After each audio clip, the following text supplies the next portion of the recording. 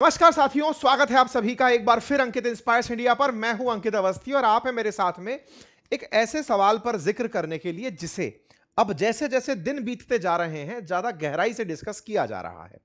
Iran में सत्ता परिवर्तन का नाम लेकर युद्ध शुरू किए अमेरिका और इजराइल, ईरान में खमनई को हटाने के बावजूद भी ईरान को न्यूट्रलाइज नहीं कर पाए। लीडर्स को मारने की कवायद जो उन्होंने पहले से शुरू कर रखी थी तमाम देशों में, उसकी वजह से खासा असर नहीं पड़ा। लेबनान में इन्हें लगा था कि नसरल्ला खत्म हुआ तो लेबनान में हिजबुल्ला खत्म हो जाएगा, लेकिन वो हाल ईरान में नहीं हुआ। ईरान में अमेरिका लगातार ईरान को सरेंडर कराने की चाह में खमनई को मार गिराया, लेकिन खमनई के चले जाने के बावजूद भी ईरान अमेरिका का हर दिन बड़ा नुकसान कर रहा है। नुकसान के नतीजे सामने हैं। अमेरिका को लगातार अब खर्चों की चिंता सताने लगी होगी।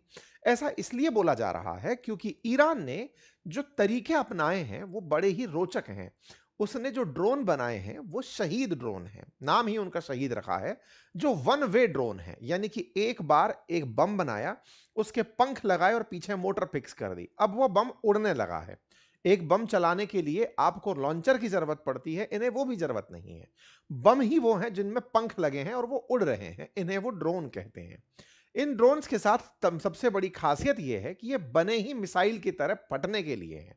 तो यानी कि वो ड्रोन जो अपनी दिशा भी बदल ले और आसानी से जाकर के बिल्कुल लो लाइंग और स्लो स्लो उड़ते हुए दुश्मन के ठिकानों को टारगेट करने लगे। ईरान ने इन ड्रोन का नाम शहीद ड्रोन दिया है। दिक्कत यह नहीं है कि यह ड्रोन बना करके ईरान ने कोई बहुत बड़ी टेक्नोलॉजी की महारत हासिल कर ली। दिक्कत यह है कि अमेरिका को इन ड्रोन्स को न्यूट्रलाइज करने के लिए करोड़ों रुपए की बैलिस्टिक मिसाइलें चलानी पड़ती हैं। अपने थार्ड सिस्टम को, पैट्रियट मिसाइल सिस्टम को ऑपरेट करना पड़ता है इन छोटे छोटे ड्रोन्स को खत्म करने के लिए। यह बिल्कुल वैसे है कि टिड्डियों का अटैक हो गया और आपको उन्हें गोलियों से मारना पड़ रहा हो। बिल्कुल वैसा ही ईरान ने अमेरिका के साथ किया। यही हाल रूस ने यूक्रेन का भी किया था। जब यूक्रेन ने तुर्की से दिए हुए बायरक्तार ड्रोन यूज किए थे रूस के खिलाफ, तब ईरान ने उसे ये सारे के सारे वेपन दिए थे। खैर, फिलहाल के लिए चर्चा आज इतनी बड़ी क्यों बनी? जिसकी उम्मीद थी कि डे 2 में ये लोग इस तरह से खमनेई को मार दिए, उसके बाद ईरान युद्ध रोक देगा, लेकिन ऐसा हुआ नहीं। हुआ क्या? लगातार नुकसान अमेरिकी क्षेत्रों का भी बढ़ना शुरू हो रहा है। अमेरिका के जितने भी करीबी हैं उन सब के यहां हमले हो रहे हैं। ये आप और हमने देखे। आज का जो सेशन है वो इस विषय पर है कि इन दिनों एक बात चर्चा में आई है और वो ये कि अमेरिका का एक अर्ली वार्निंग सिस्टम था जो दुनिया में उसने बहुत कम जगह लगाया हुआ है। एक रडार सिस्टम था जिसकी कीमत बिलियन डॉलर मानी गई थी। उस रडार सिस्टम को इनके इसी प्रकार से टिड्डी बनकर उड़ते हुए शहीद ड्रोन ने मार गिराया। जाकर गिर गया उसके ऊपर, जाकर गिर गया, वो मशीन खराब हो गई।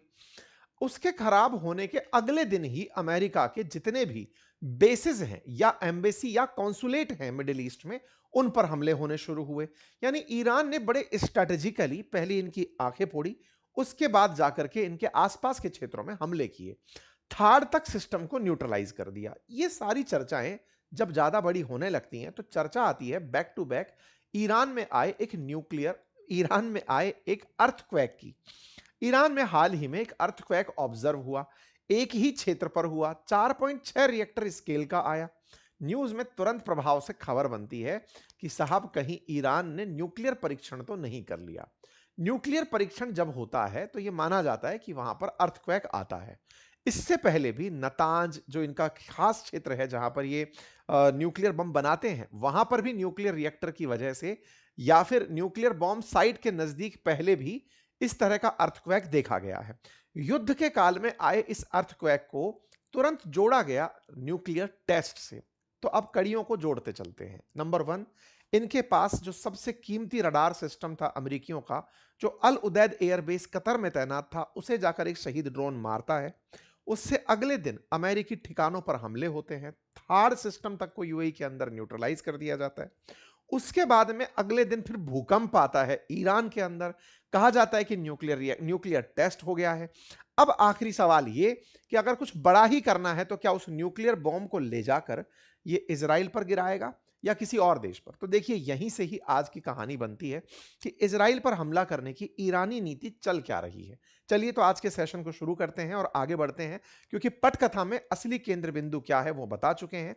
और ऐसे समय पर जब ईरान की एक पूरी पूरी वॉरशिप को भारत के जल में मार गिराया गया हो, उसके बाद में ईरान का यह कहते हुए धमकाना कि अब हमारा बदला देखना, यह बात कहना अपने आप में बहुत ही मजबूती भरा स्टेटमेंट है।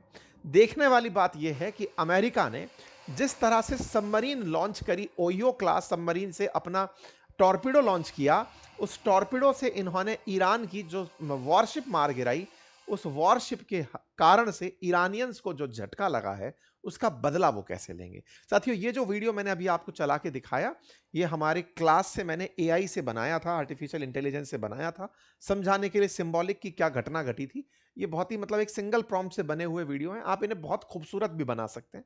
अगर आप सीखना चाहते हैं तो एआई मास्टरी क्लास उपलब्ध है, जिसकी लिंक मैंने कमेंट बॉक्स में पिन की है। आपको जरूरत है एआई के टूल सीखने की, आपको लगता है कि आपको सीखना चाहिए, तो आप इन्हें सीख सकते हैं। लिंक कमेंट बॉक्स में पिन किया हुआ है। साथियों, तो अब घटना कुछ इस प्रकार से है कि ईरान के अंदर फिलहाल इस तरह से जो हमले हो रहे हैं, उसमें 800 से ज्यादा लोगों के मरने की खबर है। चर्चा है कि 2000 से ज्यादा बॉम्ब गिर चुके हैं। लेकिन अमेरिका ने खमनेई को मारने से पहले जो पहले जितने भी बयान दिए, अगर उनका सीक्वेंस उठाकर देखा जाए तो उसमें अमेरिका का इंपेशेंस झलकता है। ट्रंप जब शुरुआत में आए, तब इनके बारे में कहा कि इनके न्यूक्लियर प्रोग्राम को मैं खत्म करना चाहता हूं। न्यूक्लियर प्रोग्राम को ईरान ने अपनी तरफ से खत्म नहीं किया, यह कहते हुए इन्होंने B2 बॉम्बर्स से पिछले साल हमला कर दिया ईरान के उन ठिकानों पर, और यह कहते हुए ट्रंप ने खुद की पीठ थपथपाई कि हमारे पास दुनिया के सबसे जबरदस्त B2 बॉम्बर हैं। वो वहां गए जहां पर न्यूक्लियर मटेरियल बन रहा था, जहां पर यूरेनियम संवर्धन हो रहा था, एनरिचमेंट हो रहा था। हमने उस साइट पर हमला किया, अब हमने इन्हें पछाड़ दिया है, अब ये कभी भी ऐसा नहीं कर पाएंगे। लेकिन ट्रंप का इस रवैये के बाद जो आज का हमला है, वो दिखाता है कि उन्हें न्यूक्लियर रिएक्टर से या न्यूक्लियर एनरिचमेंट से शायद दिक्कत थी ही नहीं। उन्हें दिक्कत थी डेथ टू अमेरिका कहने वाले खमनेई से। उन्हें न्यूक्लियर रिएक्टर के नाम पर, न्यूक्लियर एनरिचमेंट के नाम पर यह न्यूक्लियर बॉम्ब बनाने का सिलसिला खत्म नहीं करना था, उन्हें खत्म करना था उनके खिलाफ बोलने वाले व्यक्ति को। लेकिन उस व्यक्ति ने अपनी विचारधारा से पूरा एक रिवेंज मॉडल तैयार किया। अमेरिका को पिछली आदत थी कि मैं सत्ता परिवर्तन कर देता हूं, जैसे पाकिस्तान में किया, बांग्लादेश में किया, दुनिया के कई देशों में किया, तो मैं ये काम ईरान में भी कर जाऊंगा। लेकिन यहां पर वो सफल नहीं हुआ। आज 5 दिन युद्ध के हो चुके हैं, करोड़ों डॉलर खर्च हो चुके हैं। 779 मिलियन डॉलर अब तक खर्च होने की रिपोर्ट कहती है। कहा जा रहा है कि अगर यह युद्ध लंबा खिंचता है तो 210 बिलियन डॉलर तक खर्च हो सकते हैं। एयरक्राफ्ट्स को इधर उधर भेजने में ही अमेरिका के अब तक 5,556 करोड़ रुपए खर्च हो चुके हैं, और इजराइल को खुद 11.5 बिलियन डॉलर से लेकर 17.8 बिलियन डॉलर का नुकसान इस युद्ध से हो सकता है। एक रिपोर्ट रॉयटर्स लिखता है कि इजराइल को प्रति वीक में 3 बिलियन डॉलर का नुकसान इस युद्ध से हो रहा है। ये युद्ध तो खैर खर्च के अंदर दिख ही रहे हैं, लेकिन इनके जो एसेट्स हैं उनका नुकसान भी नोटिस हुआ है। एक F-35 शॉट डाउन किया गया तेहरान के अंदर IRGC द्वारा, उसका एक वीडियो बाहर निकल कर आया। लेकिन इस वीडियो के बाद में अमेरिकी एज यूजुअल यही कहेंगे, हमारा फाइटर जेट नहीं गिरा था। लेकिन कुवैत ने तो 3 अमेरिकी F-15 मार गिराए थे। उसके बाद अमेरिका ने कहा यह फ्रेंडली फाइट थी, हमारे अपनों ने ही हमारे फाइटर जेट मार गिराए। इन सब से ओवरऑल एक बात तो निकलती है, नुकसान तो हो रहा है। और ऐसे में ईरान ने most expensive air defence system को यूएई के अंदर मार गिराया। यह खबर बहुत बड़ी खबर बनती है। थार जैसा सिस्टम, जो कि अमेरिका का S-400 जैसा सिस्टम है, जो बैलिस्टिक डिफेंस सिस्टम है, बैलिस्टिक मिसाइलों को आते ही एंटी बैलिस्टिक सिस्टम ऑन करके बीच में ही खत्म कर देता है, उसको भी इन्होंने मार गिराया। अमेरिका के अगर मेजर खर्चे निकाले जाएं तो उनमें से थार्ड सिस्टम का जाना एक बड़ा खर्च है, फाइटर जेट्स का गिरना और बड़ा खर्च है। लेकिन एक वार्निंग रडार सिस्टम जिसकी कीमत 1.1 बिलियन डॉलर आंकी गई, उसका गिरना सबसे बड़ी इनके लिए चिंता की बात है। अब ये क्या है वो जानते हैं। असल में ये जो आप सिस्टम लगा देख रहे हैं, ये जमीन पर रखा सिस्टम है। अब इसको कितना बड़ा समझ सकते हैं, ऐसे समझिए कि या ये एग्जॉस्ट लगे हुए हैं जमीन से ऊपर, और जमीन के मतलब कमरों को आप देख सकते हैं, मतलब लोगों के रहने लायक कमरा, तो कितने मंजिल का एक रडार बना रखा है अमेरिकियों ने कतर के अंदर अल उदैद एयरबेस पर। 28 तारीख को जब हमले शुरू हुए, उसके बाद में 1 तारीख के दिन ये वाला जो एयरबेस है, इस पर ये बना हुआ रडार सिस्टम है, जो कमरा सा आपको दिख रहा है, इसके बारे में कहा जाता है कि ये अमेरिका की आंख है। अमेरिका ने पूरी दुनिया में लगभग 5 ऐसी आंख दुनिया भर में लगाई हुई हैं, अलग-अलग जगह। इनका काम है, कोई भी बैलिस्टिक मिसाइल चले, कोई भी प्रकार के हमले की नौबत आए, ये सबसे पहले उन्हें कैप्चर कर लेता है कि हां, कुछ गड़बड़ हो रही है। अत्यधिक आधुनिक क्षमताओं से युक्त है। अमेरिका इसे बेचता नहीं है, अपनी सबसे बड़ी ताकत मानता है। मिडिल ईस्ट में यह उसकी सबसे बड़ी आंख थी। इसी से प्राप्त मैसेजेस थार्ड को और पैट्रियट मिसाइल सिस्टम को दिए जाते थे। थार्ड और पैट्रियट करते क्या है? थार्ड 100 किलोमीटर तक भी देख पा रहा है, 100 से सवा किलोमीटर दूर तक, कि कोई मिसाइल हम तक आ रही है, चलो उसको वहीं मार देते हैं। पैट्रियट 30-35 किलोमीटर की रेंज तक में कोई मिसाइल आ रही है, उसको हवा में मार देता है। ये 5000 किलोमीटर तक जो भी घटनाएं हो रही हैं, उनको एसेस करता है। 5000 किलोमीटर तक की घटनाओं को एसेस करने वाली यूनिट है ये। और यहीं से मैसेजेस दिए जाते हैं कि कुछ गड़बड़ हो रहा है। ईरान ने क्लेम किया कि उसने यूएस के इस रडार को गल्फ में खत्म कर दिया है। यहां पर जब चर्चा बाहर निकल कर आई, तो अमेरिकी स्पेस फोर्स का ये जो ballistic missile early warning radar system है, ये क्षति होती है। और इसकी जो पुष्टि है, वो पुष्टि असल में इमेजेस से होती है। ये जो दृश्य आपको दिख रहा है, इसका नाम UEWR है, अपग्रेडेड अर्ली वार्निंग रडार। इसको इन लोगों ने एक शहीद ड्रोन से निपटा दिया। एक ड्रोन गया और वो इसके ऊपर जाकर गिर गया, और जाकर गिरा, और वहां पर इसको जो नुकसान होना था वो हुआ। यह घटना 1 मार्च की बताई गई, धीरे धीरे मीडिया में आजकल में आना शुरू हुई। इस खबर को आने के बाद में फिर इन्होंने स्ट्रेटेजिकली, ये घटना कहां की थी? कतर की थी। कतर में यह सिस्टम इन्होंने अल उदैद एयरबेस पर लगा रखा था, जो अमेरिका का सेंटकॉम का हेडक्वार्टर है। वहां से ये कंट्रोल करते थे मिडिल ईस्ट के अंदर कोई हमला ना हो। ये 1 तारीख को इसको जब से नुकसान हुआ, उसके बाद में अमेरिकी एम्बेसी, अमेरिकी काउंसुलेट, अमेरिकी एयर बेसेस, उन पर हमले शुरू होने लगे। और अमेरिका ने फिर जाकर अमेरिकियों से कहा कि आप लोग वहां से निकलो। आपको कल भी मैंने एक सेशन में जानकारी दी थी, जब इनके स्टेट के, मतलब जो मंत्री, उन्होंने कहा कि साहब, मार्को रूबियो ने कहा कि अमेरिकी वहां से निकले। लगभग 9000 अमेरिकियों को फिर यहां से निकाल भी लिया गया। मतलब इनको लगना लगा कि हमारे अब सिस्टम में सेंधमारी हो चुकी है।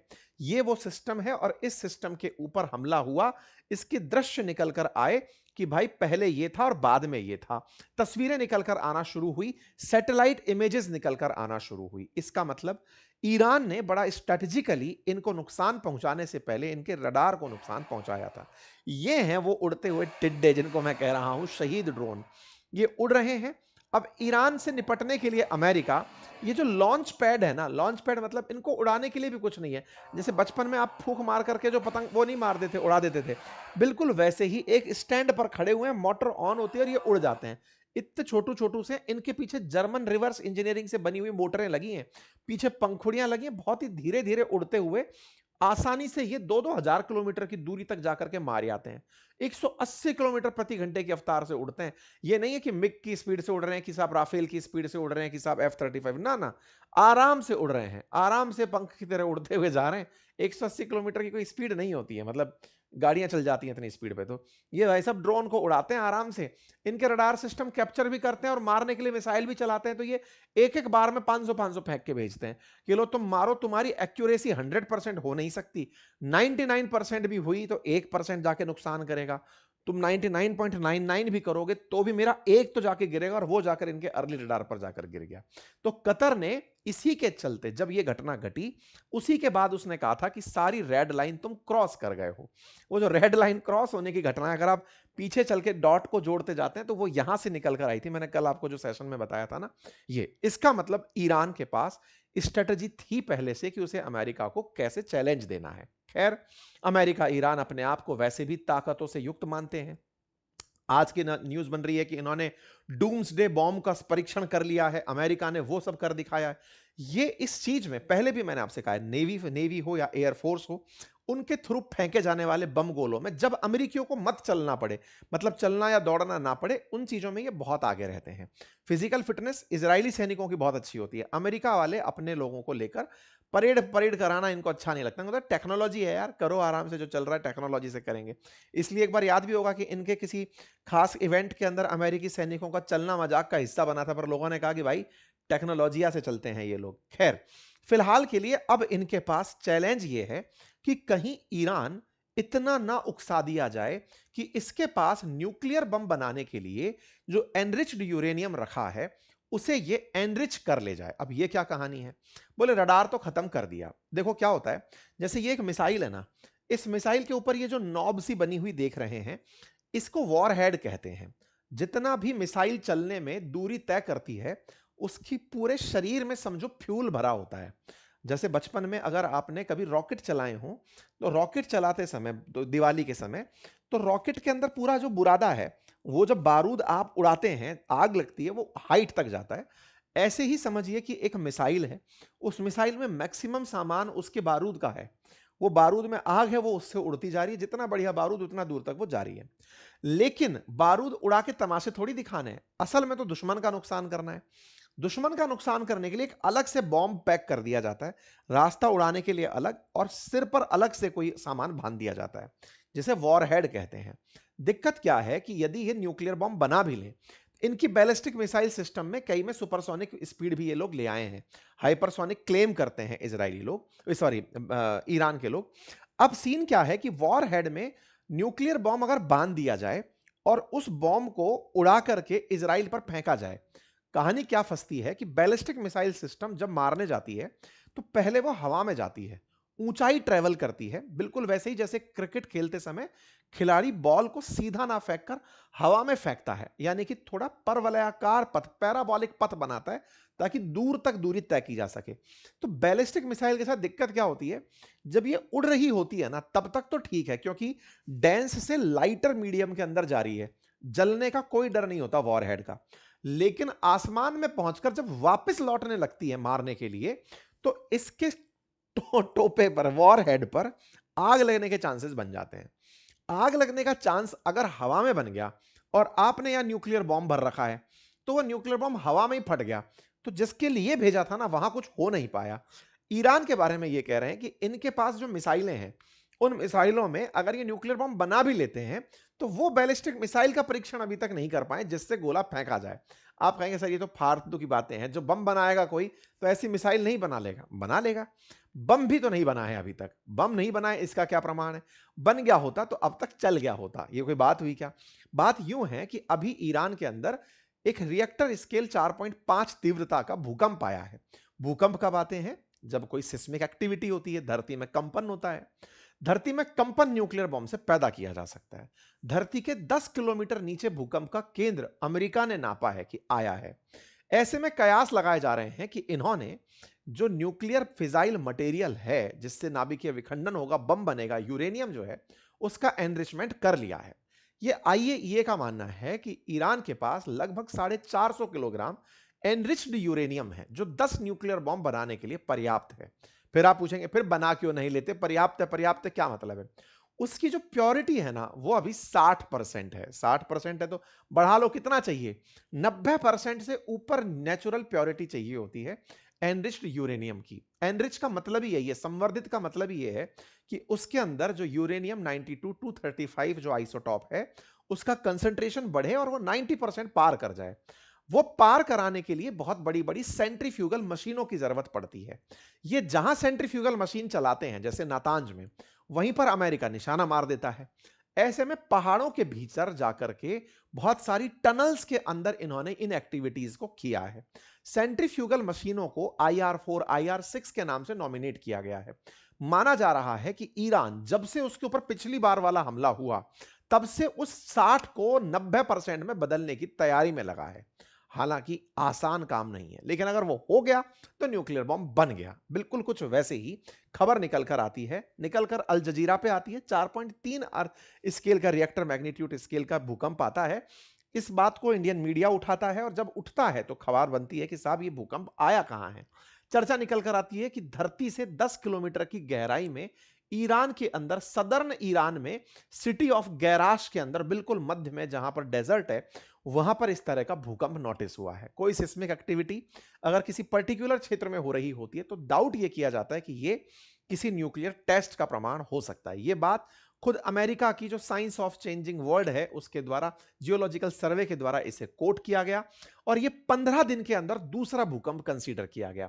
19 फरवरी को भी ठीक इसी प्रकार से साउथ ईरान में ही एक भूकंप आया था और उसके बाद फिर एक बार और भूकंप। और इस तरह के भूकंप का आना न्यूक्लियर टेस्ट के बारे में सवाल खड़े कर देता है, क्योंकि न्यूक्लियर टेस्ट कोई चला करके अगर बॉम्ब देख रहा है तो अपने लोगों को तो मार के देखेगा नहीं, तो वो जमीन में गड्ढे खोद खोद करके 10-10 किलोमीटर अंदर जाके बम फोड़ते हैं ताकि उसके रिएक्टर्स, वो जो रेडिएशंस हैं, वो बाहर तक ना निकल कर आए। जैसे भारत ने भी जब 1998 में परमाणु परीक्षण किए थे तो पोखरण के अंदर गहरे गड्ढे खोद कर किए थे। क्विंटल्स ऑफ इसके अंदर प्याज डाला गया था ताकि वो रेडिएशंस बाहर ना आए। अपने आप में एक बड़ी कहानी है।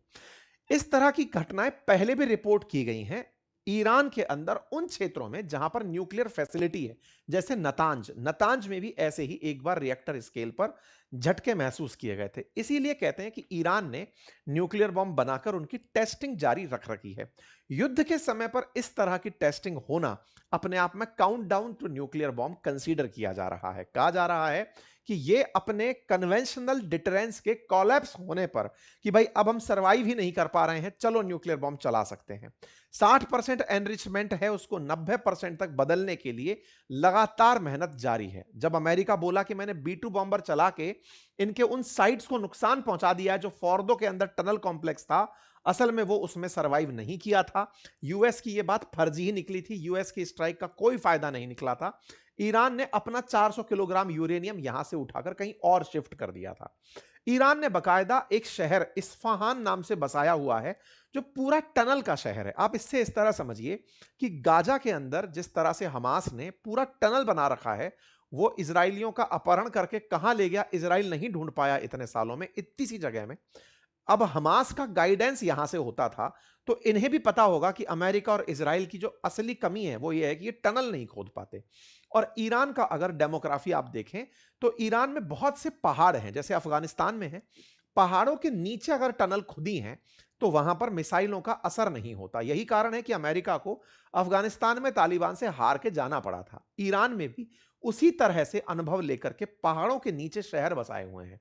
इस्फहान टनल भी अपने आप में इसी तरह का एक कंसीडरेशन माना जाता है कि इन्होंने प्रॉपर तरीके से अपनी टनल शहर बसाया हुआ है, जिसमें ही इनकी मिसाइल हैं, उसी में इनके ड्रोन्स हैं और उन्हीं में ही न्यूक्लियर एनरिचमेंट कार्यक्रम इनका चलता है। आईएईए खुद ये मानता है कि ईरान ने अपना जो हाईली एनरिच्ड यूरेनियम है वो अंडरग्राउंड इस्फहान साइट के अंदर भर के रखा हुआ है।